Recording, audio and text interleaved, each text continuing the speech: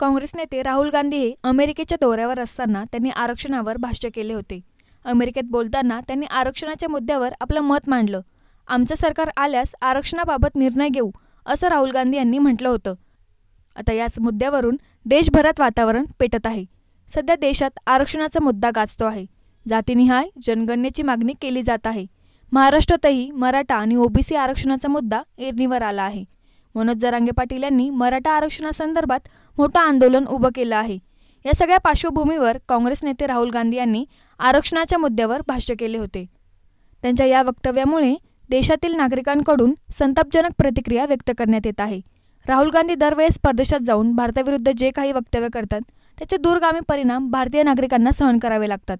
त्यांच्या अशा वक्तव्यांमुळे देशाची सामाजिक आणि राष्ट्रीय सुरक्षा धोक्यात येत असते, असे आरोप नागरिकांकडून करण्यात येत आहे। या ठिकाणी भारतीय जनता पार्टी शहर जिल्ह्याच्या वतीनं SC/ST आघाडी मोर्चाच्या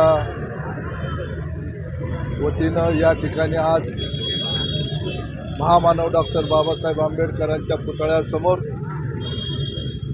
गेल्या काही दिवसापूर्वी राजीव गांधी यांचे पुत्र राहुल गांधी यांनी जे आरक्षणाच्या संदर्भामध्ये जे वक्तव्य केलेलं आहे ते अत्यंत निषेधार्ह अशा स्वरूपाचं आहे।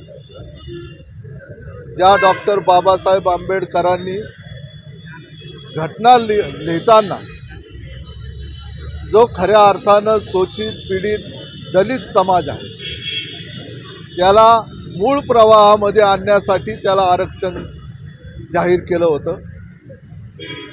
ज्या आरक्षणामुळं जी जनता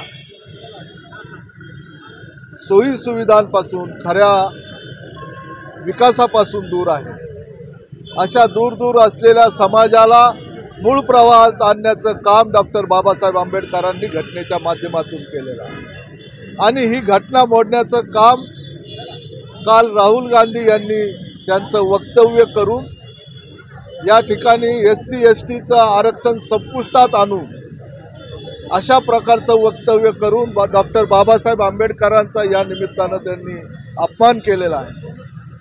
वास्तविक पाहता लोकसभेमध्ये ज्यांनी जो नॅरेटिव्ह सेट केला की भारतीय जनता पार्टी ही तुमचं आरक्षण रद्द करणार आहे, महायुती हे आपलं आरक्षण रद्द करणार आहे, अशा प्रकारचा ज्यांनी प्रचार केला त्यांचा खरा चेहरा या निमित्तानं उघड झालेला आहे। ही केवळ नारेबाजी आहे। काँग्रेस हे पूर्णतः दलितांविरुद्ध आहे।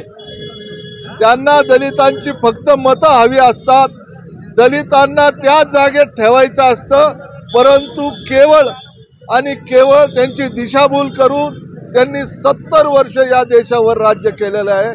अशा या काँग्रेसचा खरा चेहरा या निमित्तानं समोर आलेला आहे। भारतीय जनता पार्टी त्यांचा निषेध करते। यामुळे आरक्षणाच्या मुद्द्यावर केलेल्या वक्तव्यामुळे त्याच्या निषेधार्थ आज शुक्रवारी 13 सप्टेंबर रोजी महाराष्ट्रभर भारतीय जनता पार्टीच्या वतीने काँग्रेस पक्षाचा आणि राहुल गांधी यांचा निषेध करण्यात येत आहे।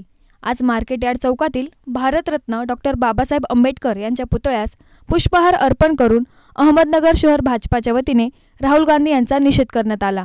यावेळी उपस्थित नागरिकांनी घडलेल्या घटनेवर संतापजनक प्रतिक्रिया व्यक्त केली आहे। पाहुयात ते काय म्हणाले।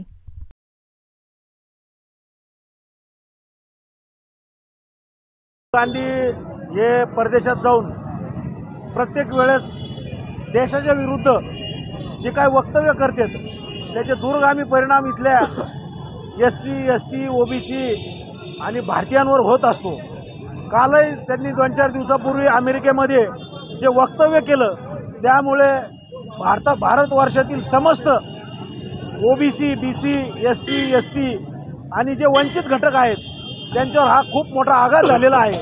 याचा आम्ही जाहीर निषेध करतो व काँग्रेसच्या या दुटप्पी वागण्याबद्दल आम्ही त्यांचा निषेध करतो।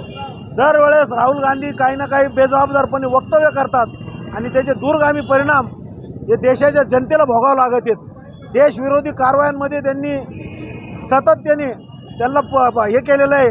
काल परवाचे त्यांची टीव्हीवरची मुलाखत बघितली आणि त्यांच्याबरोबर असलेले लोक जर पाहिले तर ते पूर्णपणे भारताच्या विरुद्ध असणारी मंडळी होती आणि जे भारत विघातक देश विघातक कृत्य करून देशाची सामाजिक सुरक्षितता, राष्ट्रीय सुरक्षितता धोक्यात आणते। त्यामुळं राहुल गांधी यांचा करावा तितका निषेध हा थोडाच आहे। आम्ही भारतीय जनता पार्टीच्या वतीने सर्व प्रकोष्ठ अनुसूचित जाती जमाती मोर्चा, ओबीसी मोर्चा यांच्या वतीने राहुल गांधींचा जाहीर निषेध करतो व काँग्रेसचा धिक्कार करतो।